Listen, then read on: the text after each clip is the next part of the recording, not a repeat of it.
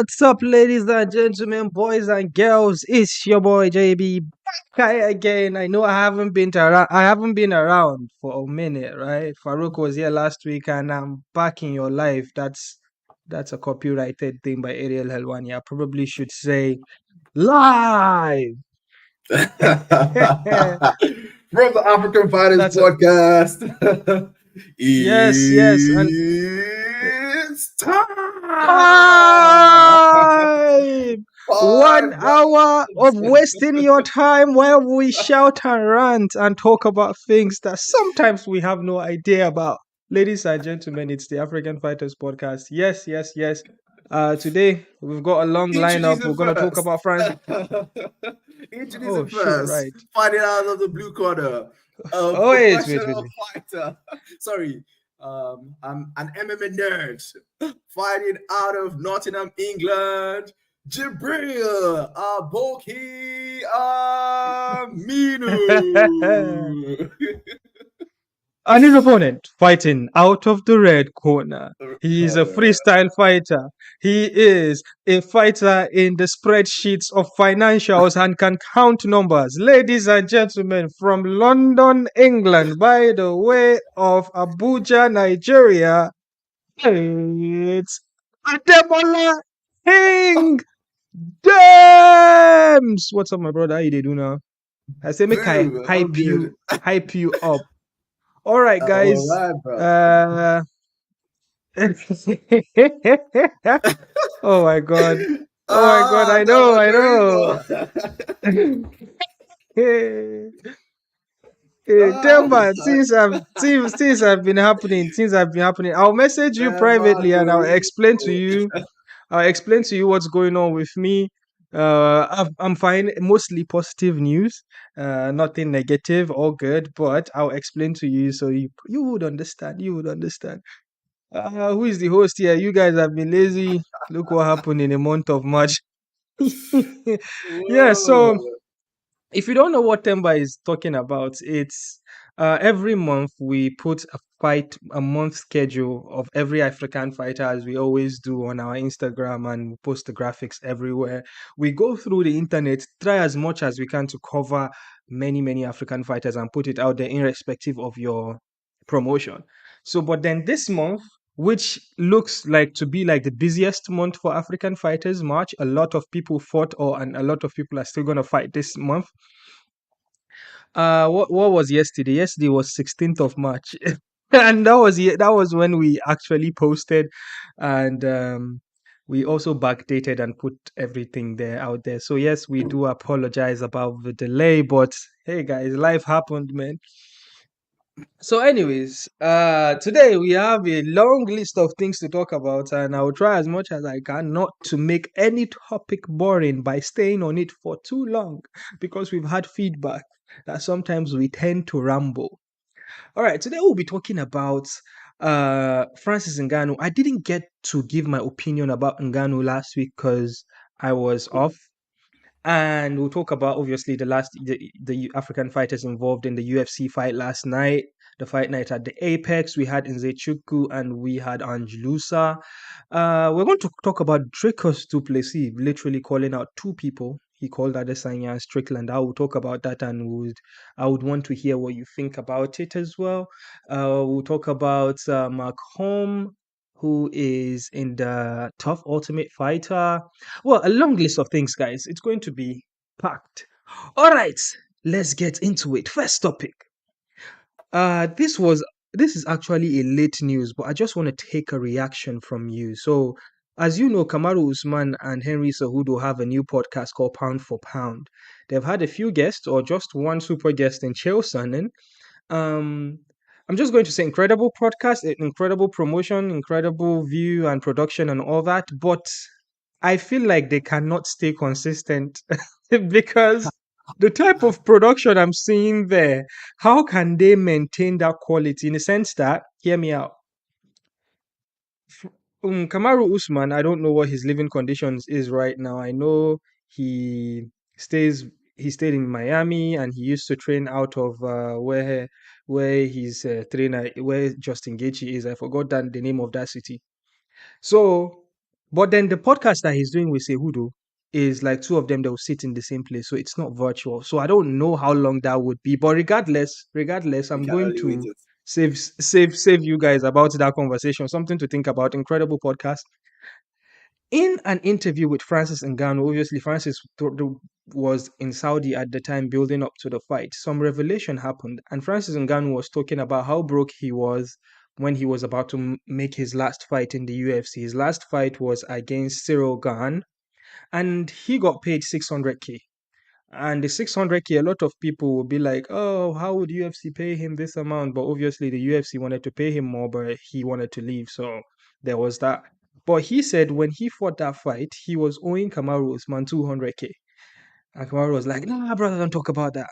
But now, what happened when I heard that? I remembered uh, Francis Ngannou's fight against Stipe Miocic when he won the title. And when he won the title, Usman was jumping up and down. He was hugging Ngannou.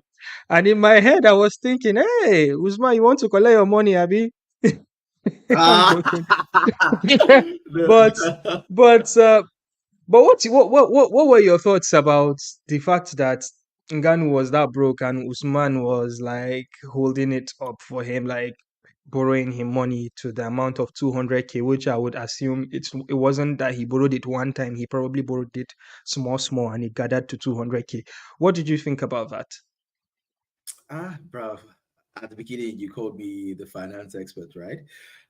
So I've seen situations in my small life, right? Uh, a lot of times people get into financial situations for various reasons. You really can't tell. But I, for one, have been private to see people in like difficult financial situations, and as friends, right? You should always help. You should always lend a helping hand. So I give props to Camaro, like being a good friend. Good friends will always help you in the background without letting people know about it. But some people are so grateful for these things, and they make it public. But then if Francis had never made it public, come on, never make it public. So you and I don't know for you, but for me, I stand up for my friends, in their times of need. And there are a lot of, like, even like recently, there's a friend of mine that people think, oh, this person is rich, right? But then like it was like, oh, I owe you a lot. And I was like, don't worry, your sins are forgiven because I You understand. know, you, That's what friends you, are you, for. all right. You know something I was thinking about? I was thinking about um Kamaru Usman has an African MMA promotion called African Knockout, right? And AKA. Francis Ngannou is involved in PFL Africa, which we haven't seen anything about. But do you think now that Usman is trying to push an MMA promotion, do you think that Francis Ngannou at least owes him a solid and maybe he can do something for him to promote his own promotion, that is African Knockout? Because obviously Ngannou's star is shine. He's a bigger star than Kamaru Usman right now because he has mingled mingled in boxing. Yes, he has mingled in boxing, so he's a bigger star. Do you think like Ngannou now he owes because of the relationship that he has with Usman? Maybe if Usman asked him like, "Yo, dude, promote my event for me," or "Come down to Nigeria, let's promote it together."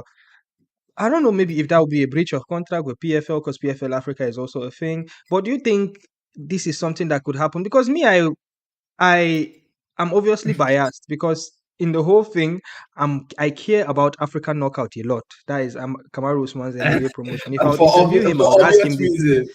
For obvious reasons. Yeah, well, yeah, well. You Let's have leave the vested cats in the bag. interest.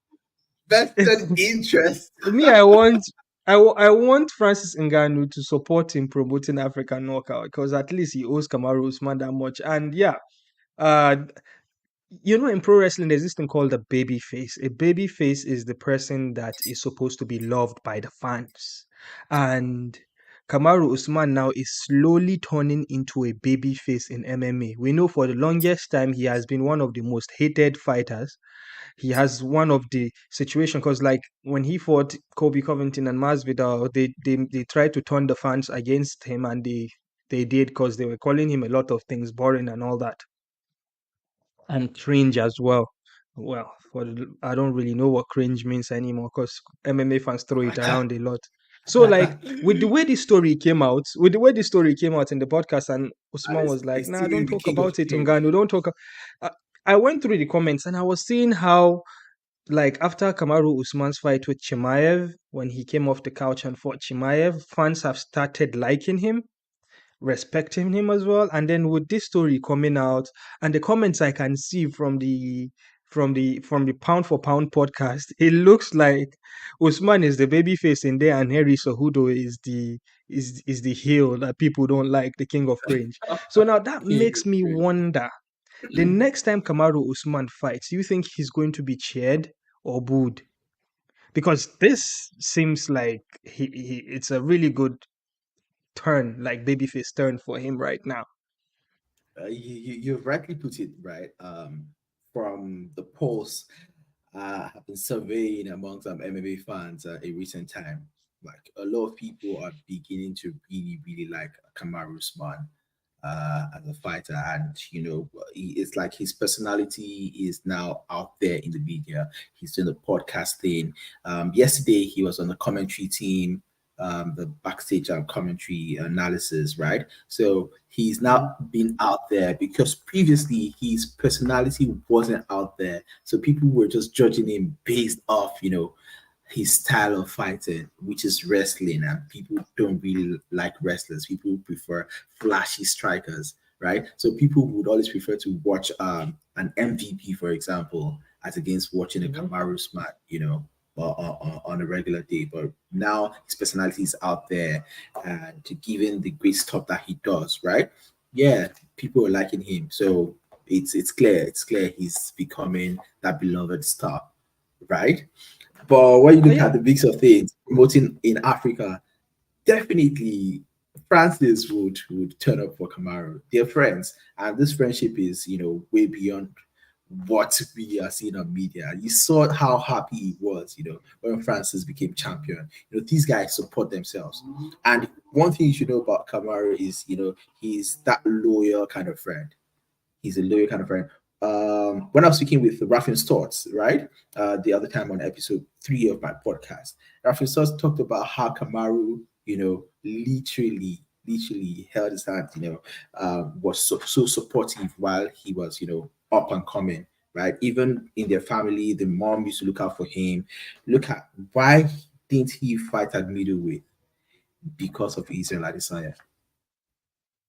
yeah, I He think was powerful. we'll get more into that. We'll get more into that. There's a whole conversation around Usman being in the middleweight or welterweight. But speaking about Francis Ngannou, let's segue into, he released a vlog because he did a series of vlogs heading into his fight with Anthony Joshua, where he got knocked out.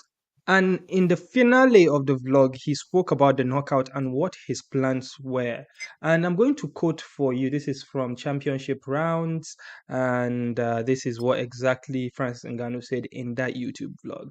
He said, "What's next for me? Maybe a third boxing match? I feel like boxing owes me something now. I have to regain what boxing took out of me. I think my ego will not let me step back and let this go like this. I slept, but I didn't fall. I stumbled, but I didn't fall. I think I'll go back, train, learn from it, and I'll be able to reverse it and make it a victory. A life victory, not only a sport victory." All right, Hmm. so he is hinting at coming back into boxing. However, PFL has started pushing and promoting his fight with Ferreira, which personally I don't want to see. I swear, I am I swear, afraid. I am scared on his I behalf. totally, I totally preferred Ryan Bader to win that PFL, Ultimate Championship, that PFL Bellator Ultimate Championship showdown, the thing they were doing. See, I see, preferred bro. Bader to win because Bader would be an easier fight than that Ferreira guy. That guy, bro. We have been watching I'm, fights recently, and we know how fighters come back after suffering in knockouts like that. But so, it's do you great. think it's a smart idea to get back into MMA or take a third boxing fight? What's your thought? You know what? I was speaking with Brian Ford earlier in the day on my own podcast, and he said something. He said that Ferreira made Ryan Bader look like a flyweight. That he beat him up like a flyweight. So I'm like, whoa. And That is literally what happened. That guy is dangerous. And I have said, remember, I think I've been saying this since last year, right? Ngannou fighting that guy is high risk, low reward. And I will keep saying it. It's high risk and low reward. So I don't know. PFL, he signed that contract. He's a man of his word. I hope he doesn't take too much damage, but trust me, I am scared. PFL is a total different conversation to have from making money. Those guys have been losing money back to back to back to back. I know they have the backings of the Saudi and their oil money. They did a show in Saudi, that show that they did, PFL versus Bellator, that show they did in Saudi. That show had empty seats in it. Right, and that's the best card that PFL could do. You and the empty seats. I swear, it hurts my soul to see that. I know the fight, and the fighters are on very, very good contracts. They get paid a lot. And to be honest, looking at this, you being a financial guy, let me say one thing. That is controversial. Let me say one thing that is controversial. I have made more money on the African fighters than PFL have done in the last 1 year. Go ahead. Why are you like this? Have you seen their financial statement? Bro, there's nothing to state in that financial. I'm going to educate you, right? So, in terms of finance, you, please. There's more to what meets the eyes than what people see, like what the layman sees, what the fans see. Now, they said they sold out that thing, right? Saudi people apparently, a lot of these guys would have actually bought tickets that they wouldn't even come, show up and come and watch. But that's none of our business, right? As long as you've actually paid. Revenue is earned because you have actually made that sale. Now, that aside, there's something in finance, right, in accounting we call going concern, right? An entity is actually deemed to be a going concern if they're able to meet up with their financial obligations, Please explain it to me, right? Like I'm 10 years old. Now, that is if you're able to meet up with your liabilities. You know what liabilities are, basically, right? You owe this person money, you can pay it, right? If you're able to prove that you have that backing, right, you can actually pay these things, you're fine, you're a going concern. It means that the organization has no reason to liquidate at least in the next 1 year. Now, not every entity is actually set out to make profits. That is what you should realize. Some entities are charities, some entities are like NGOs, some entities are backed by profit-making entities. So you have like child entities, which are called subsidiaries. You have like a parent entity. So those Saudi guys, make your points. They have the money, right? And they are what Saudi backed. The Saudi guys make the profit for all they care, right? And PFL, Bellator are like their toys. So it will shock you to know that for the next 1 year, for the next 2 years, right, with the Saudi backing, right, they have all the money that they need to spend. So you do not need to worry. Well, if you pull PFL financials, I am 100% certain that they are not grossing any profits from their business. Let's see. I've been making more profits than them with the African fighters. I'm joking. Okay. Let me show you something. They say the PFL has $263 million over 9 rounds. $263 million, right? And of course, May 2022, the valuation of that company was $500 million. So tell me, bro, can you compete with those numbers? Yes. that money that you are saying is the value of the company, and from the shows that they are putting on and the fight purses that they are paying, they are not grossing, making profits.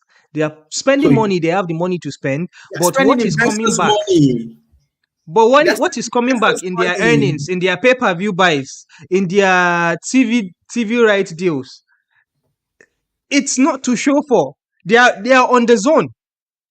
Okay, everywhere outside of the US, they are on the zone.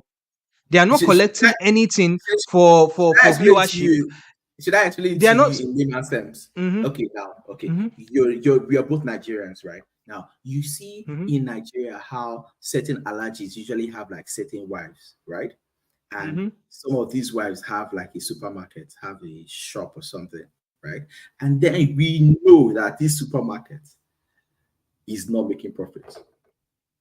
Mm-hmm. But every time you see that supermarket is stocked with expensive products, who Mm-hmm. do you think is financing that supermarket? Do you think it's that woman? And It, the woman calls herself a businesswoman.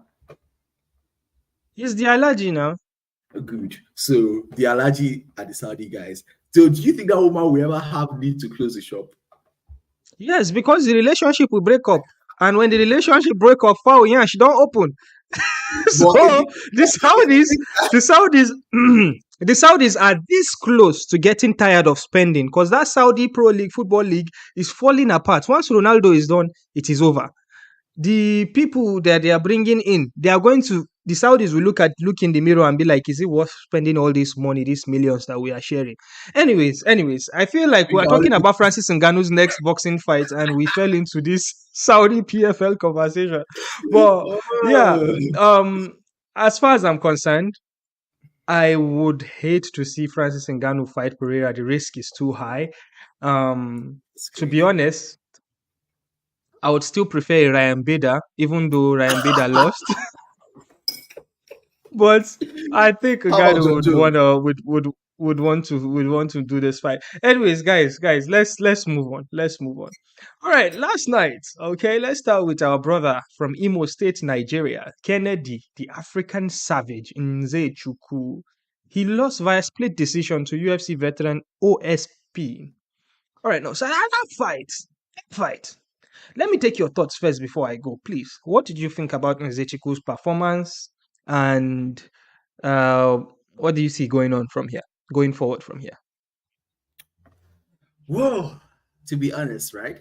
I saw that fight and I feel like it shouldn't have been a split decision, to be very honest.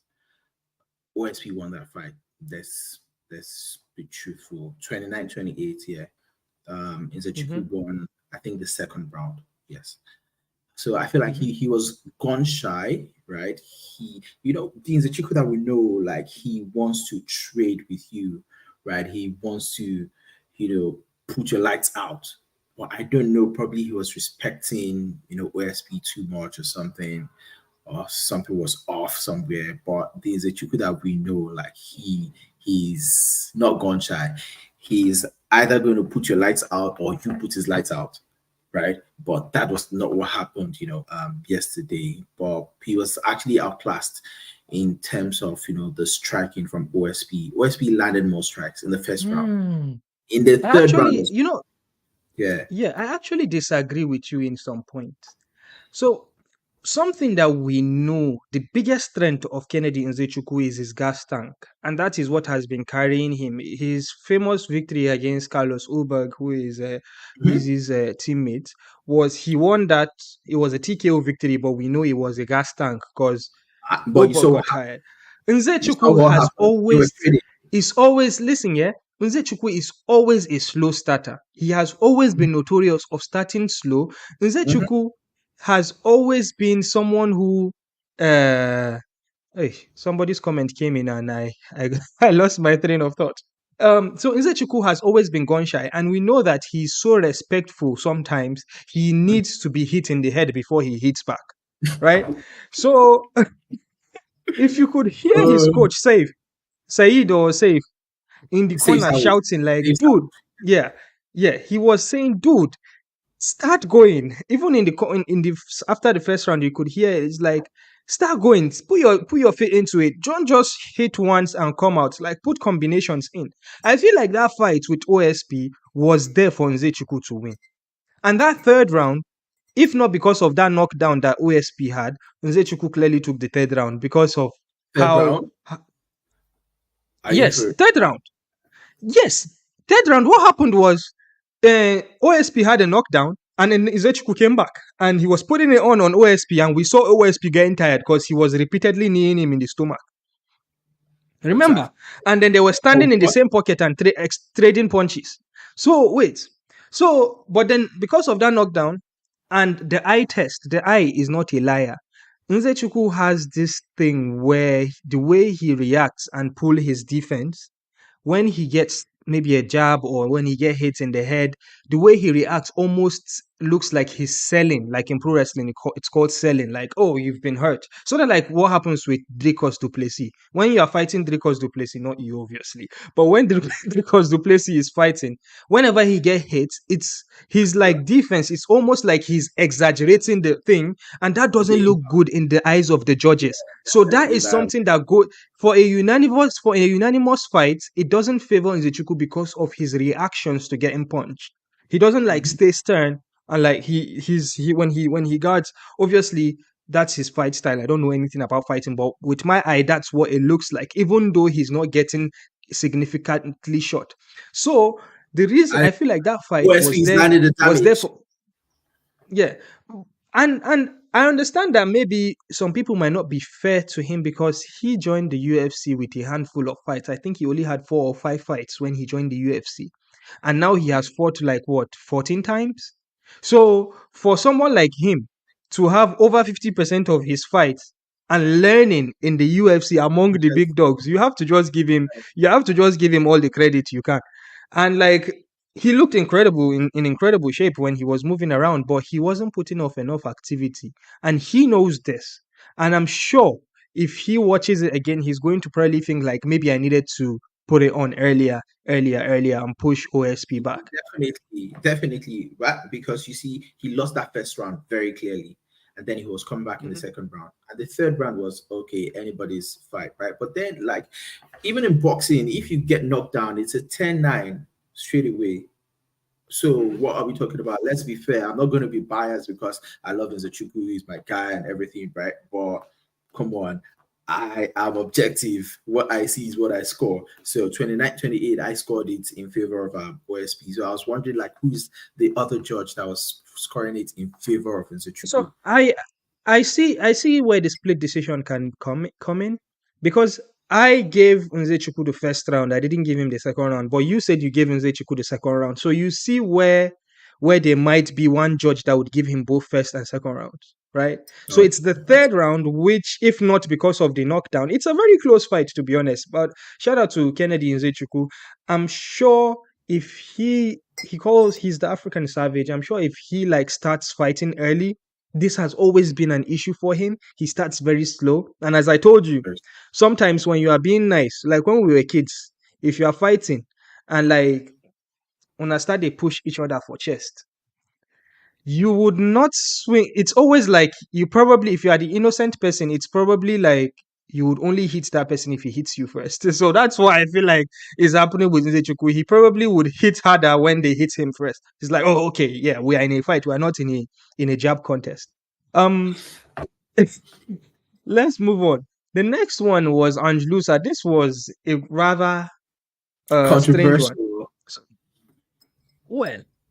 well, we get to that, and I would want you to be honest with me. Um, My so honesty. I woke up. I did not stay up to see that UFC fight night, right? So I woke up, and the first thing I saw on my social media timeline was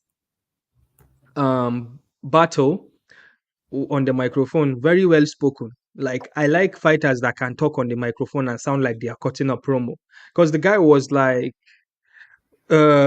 he's here saying he's gonna kill me. What was that energy the 2 minutes ago when he said he wasn't gonna fight? Anyway, so I'm to just give context to the people that are listening. So Battle versus Ange Loosa.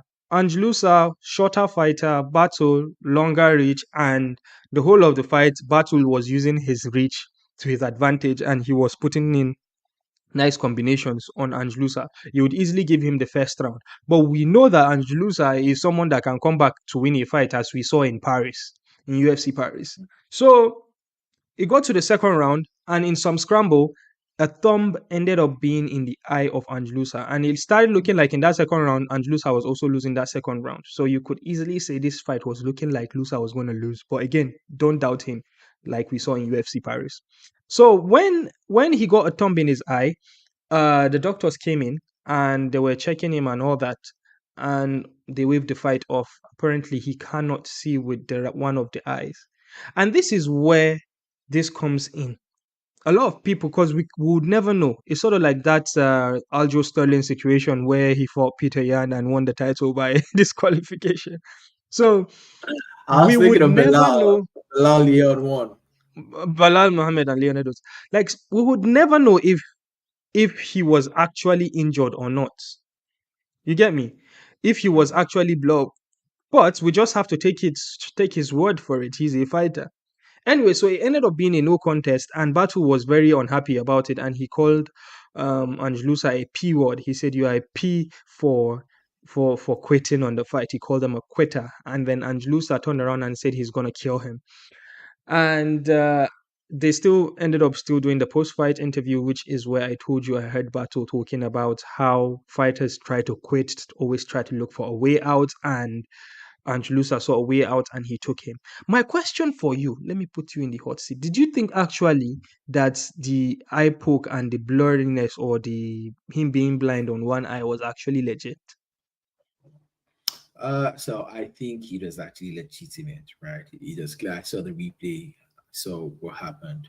But you're given 5 minutes, right, to rest after the eye poke. And then I think he had taken about 2 minutes. And then the doctor Mm-hmm. asked him, like, if he could continue. So the truth is, nobody knows how you feel in your body, right? Only you knows how you feel.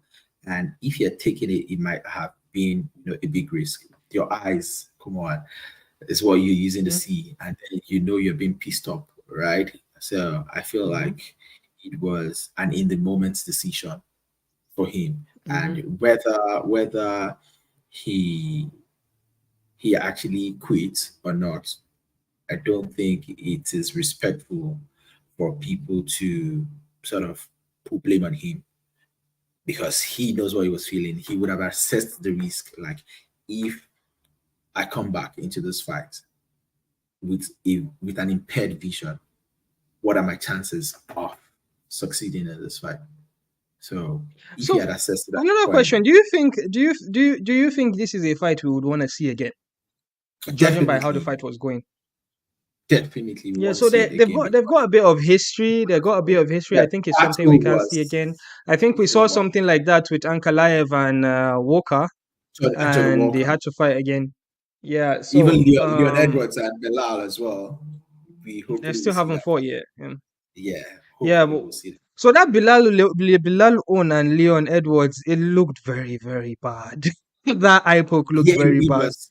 It was very legit. So Yeah. that's the thing, right? So the things you're talking about is that you could be telegraphing and like how showing how the impact is so big, right? So the fact that he wasn't showing the impact as very big does not mean that it did not affect him. He has to do that risk assessment, and if based on his risk assessment he can't continue, you can't fault him. The All game right. is the game. Okay. All right. Let's move on. Let's move on. All right. So these next questions are via our Patreon. Shout out to Christopher Graham. He does a really, really good job bringing questions, and he almost knows everything, man. All right, because some things when he asks some questions, I'll be like, damn, when did that happen? Anyways, uh, let's go. Question. This is a quick one. And if you're in the comment section, you could also answer, please. Uh, which fight are you more interested in? Nate Diaz versus Jorge Masvidal in boxing, or Jake Paul versus Mike Tyson in boxing? Your time starts now. Please take it again. Take it again. Which fight are you more interested in? Masvidal versus Nate Diaz in boxing, or Jake Paul versus Mike Tyson in boxing? The Masvidal needs Diaz. I don't care about Why? Tyson. Like 60 years old versus 30 years old. Come on, how do you explain that? When I have children in the future, Fair. how do I explain to my children that a 60-year-old is Fair. fighting a 30 year Yeah, old? but I think the one that would make more financial money would be the Netflix one, because Jake Paul versus Mike Tyson is going to be on Netflix. Netflix are trying to get into the live sports game because they just signed a deal with WWE to start showing Raw, SmackDown, and all of that. And now they are going to start. They are going to do their first sport event, if I'm correct, with Mike Tyson and Jake Paul. That's huge for both of them. In the Masvidal voice of versus Nate Khabib, Diaz. in the voice of Khabib, who cares? Who cares? Just smash. Who cares? Who cares? Smash everybody. So well, I care. I would rather see Jake Paul versus Mike Tyson because I know that it's going to be more entertaining than Nate, and because obviously Jake Paul is an entertainer, Mike Tyson. There's a lot in, and it's free. I get to watch it on Netflix for free. I don't want to see I Mike Tyson fight again. Like it's oh no, it's an eyesore. Come on. Yeah. I just don't want to see Mike Tyson get hurt. All right, next one. This is a very difficult question. Book African Fighters Podcast Fantasy 8-man PFL Africa welterweight bracket. So this Hmm. was difficult for me because I want to put fighters that have good record.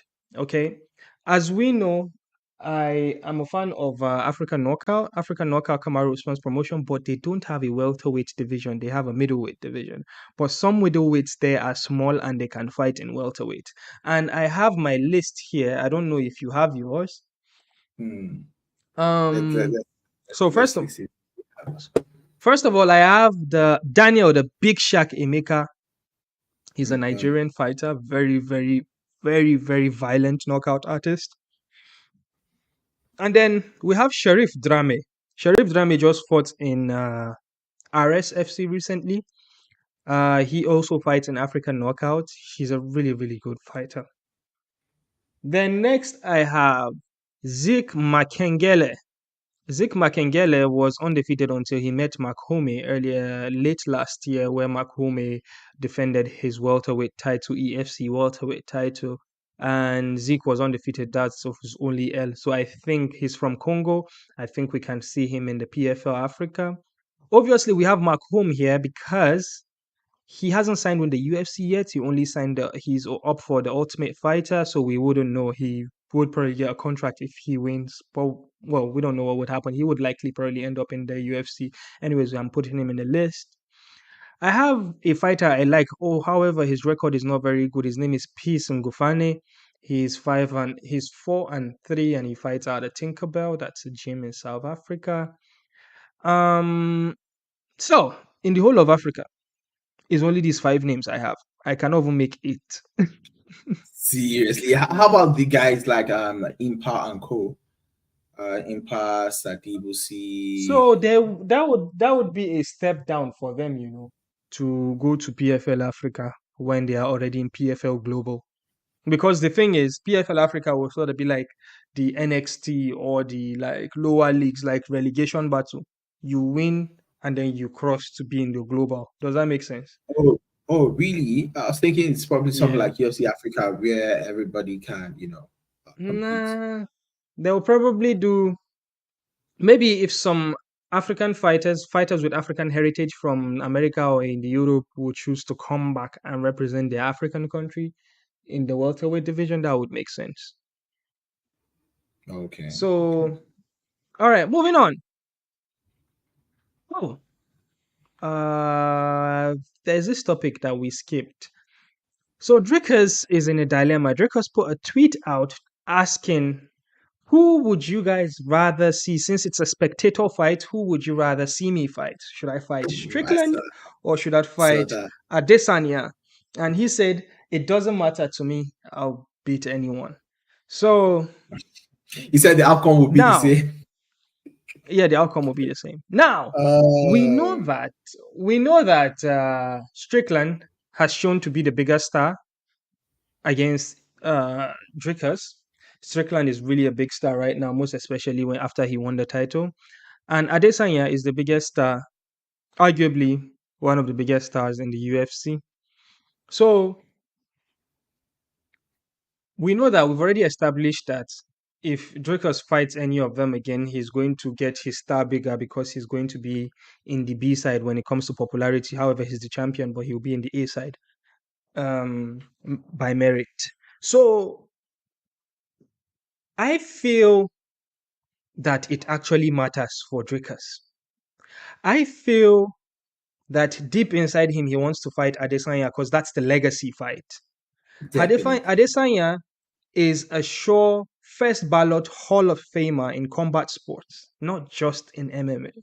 So for Dricus to have in his resume that I beat Adesanya, and most especially in UFC Africa, he knows that His career is he knows that he would rather have Adesanya in South Africa for UFC Africa if it will actually happen than having Strickland. That's the bigger fight, one.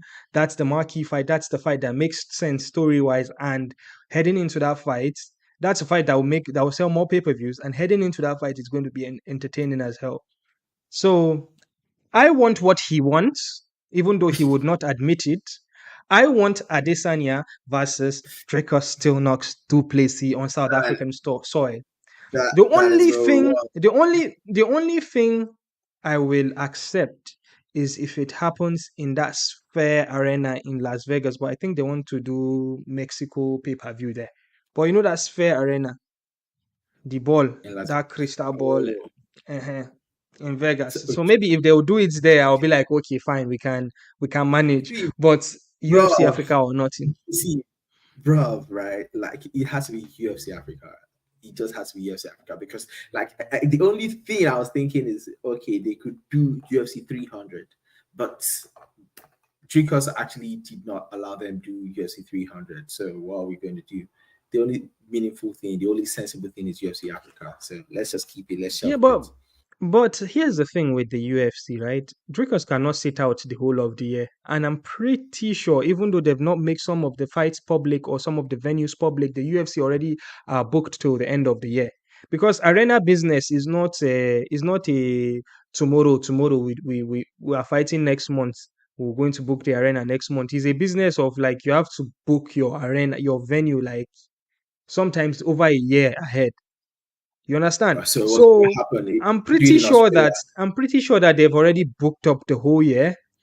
And if UFC Africa is probably gonna happen, it's probably gonna be next year, bro. But but wouldn't we love to see it? We can only wait and see, Right. you know. Moving on.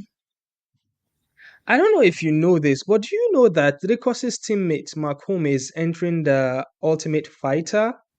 That I So know, as that you I know, know. There are Ultimate two South Fighter Africans. 20.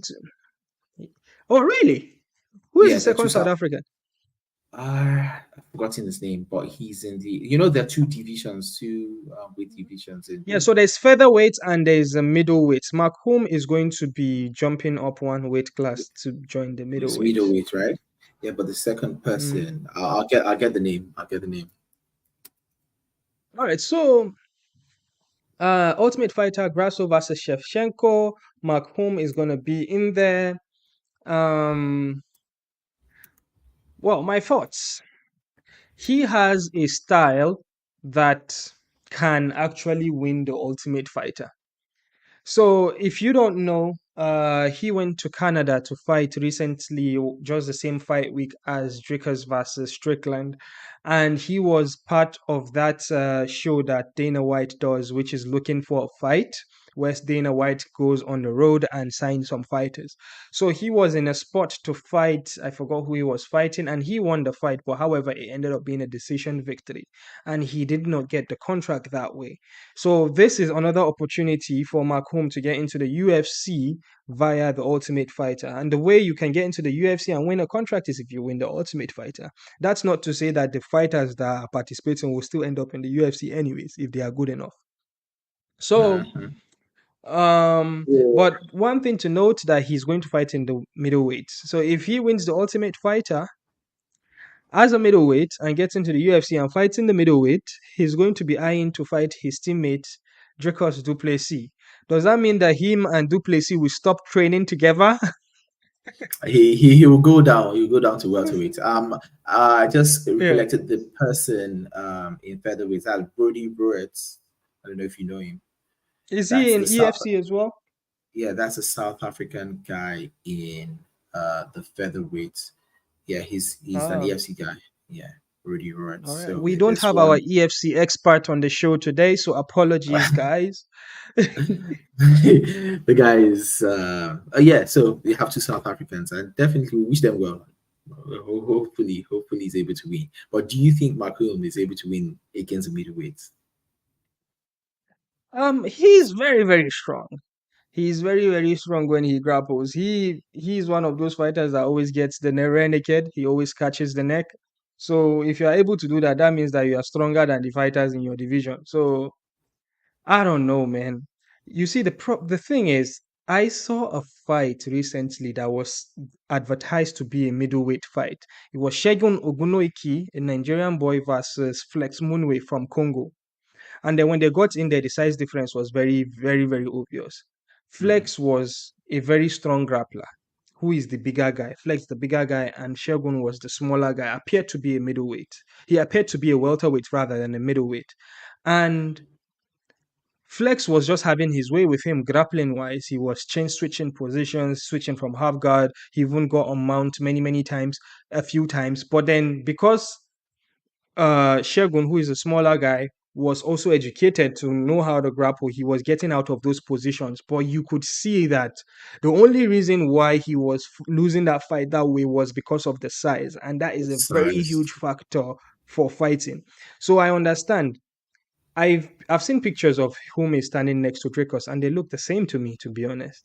So I think he can be in the middleweight for him to accept to do it. I think, and again, I think his style is a tournament style because if you look at the history of the Ultimate Fighter, most of the champions are not strikers. Most of the champions are wrestlers. Kamaru Usman was a winner.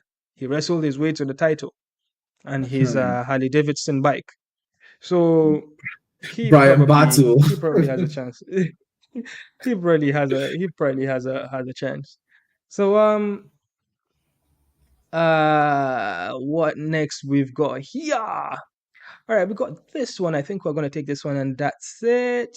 Thoughts on the African MMA being represented in PFL Global this year? We've got four guys from DRC. We've got the defending champion in light heavyweight Impa Kasananay, and we've got Sadibou Sy, who moved from 170 to 205 That's a because crazy PFL jump. doesn't have a middleweight division. So that's crazy. That's crazy.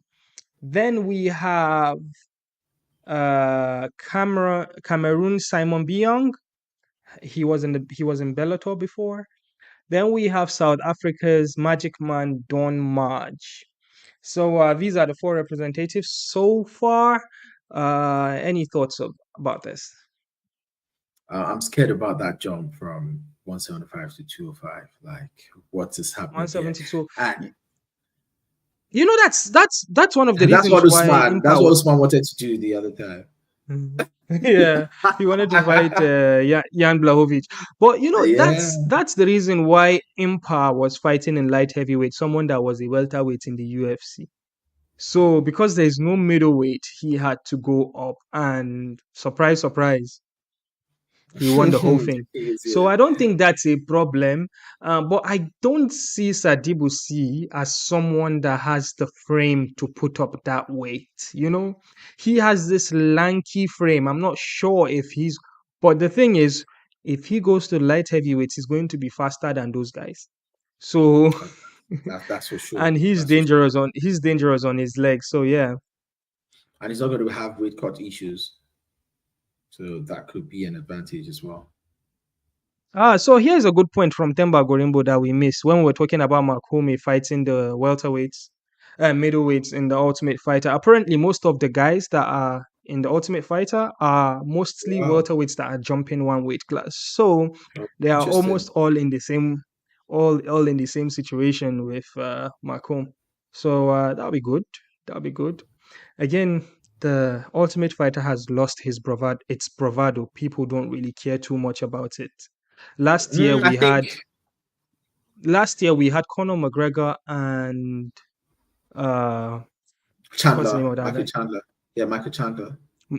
Mike Chandler. Yeah, we had Mike Chandler and Yeah, Conor McGregor, and the ratings for that show was disappointing. yeah. What do you think the ratings would be when Grasso and Shevchenko is there? Ah, So it's a tough one. so Really, because I was thinking it should be Dricus versus, Adesanya for the Ultimate Fighter this time around. But come on, Shevchenko and Grasso, they have some history. The first fight, see how it ended. The second fight ended in a draw, mhm, so there's some sort of controversy. But mhm. you need educated MMA fans to follow these things because not many people really like women's MMA. So it's a tough sell. The thing is, when Ultimate Fighter was very popular back in the early 2000s, it was because they were allowing it to be a bit uncomfortable for the viewers, like the brash talking, people like walking around that edge of like saying nasty things and like being Mhm, controversial, like people. mhm. And at that point, juicing was not very, very regulated. People were juicing, so it was that time that people actually saw it as TV. But now with all the regulation on cable, on TV, when that is taken away, it's just fighters that mostly wrestle. So But you see, yeah, even Temba Themba agrees with buys you. buys buys the same thing with me. Like that is what could have revived it. Fantastic Mhm. storyline. I don't know. Yeah, Maybe Dana should come hire me. Yeah, somebody cares yeah, about. Yeah, yeah, really. yeah. That's right. But Let's I have a think proper I think storyline, do proper you think that the coaches. UFC probably do you think the UFC didn't ask them? I think they probably asked them if they wanted to do it, but maybe one of them was not happy to do it. And if you would ask me who wouldn't want to do it, I think it would be easy because for you for them to film, you have to live with the fighters, or basically live your life and come and spend like 3 weeks or 1 month filming. So Yeah, but for if the money is right, they do. someone like Easy that is a brand right now, it's going to take a lot of money for for him. But Connor is a brand as well. For Connor to have been well, able to do it, fair. I think anybody should be able to do it. To Yeah, be well, fair, you're right. You're right. You're right. to be very Yeah, fair. nobody really So cares about the coaches. But to be honest, I think if there's going to be the lowest rating, it's going to be this season. This season is gonna have the lowest rating. yeah, but then I think another thing that's making it not to like really sell any longer is the guys that come out of the Ultimate Fighter. Look at Kamaru Usman, for example.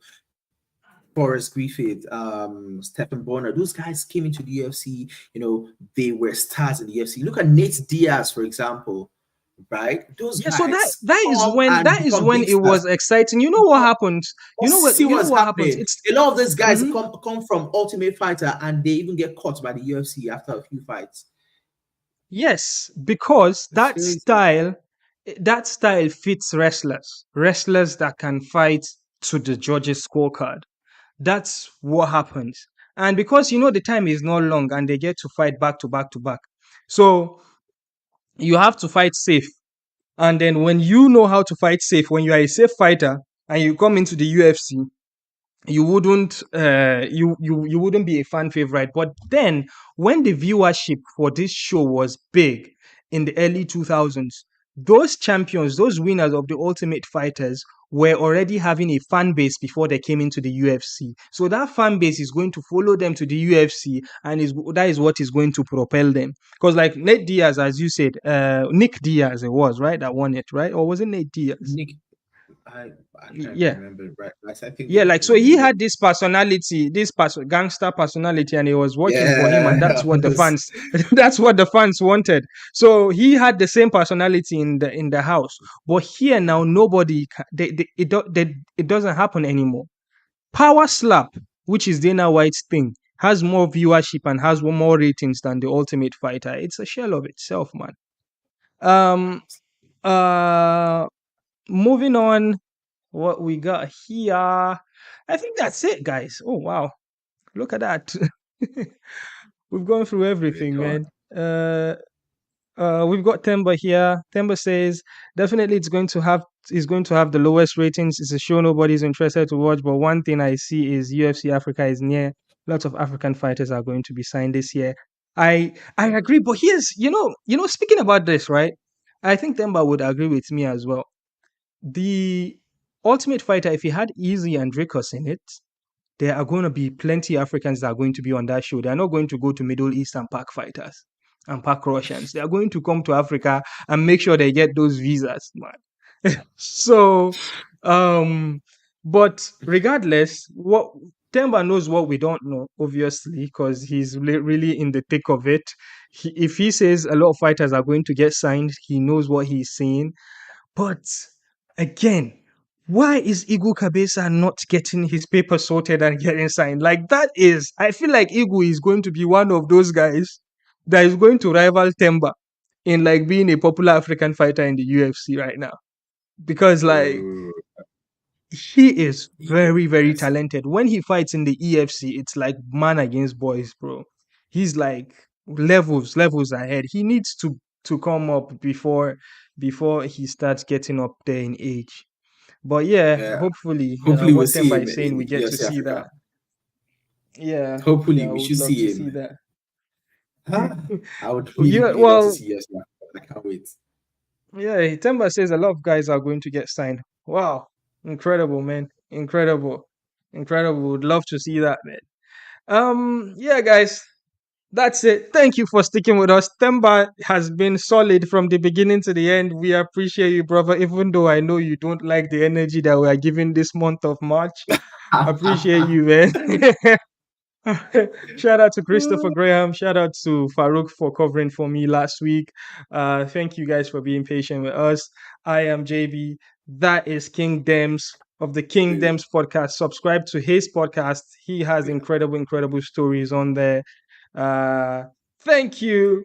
Love, We're out. peace, hugs, all the good things. African fighters, we are.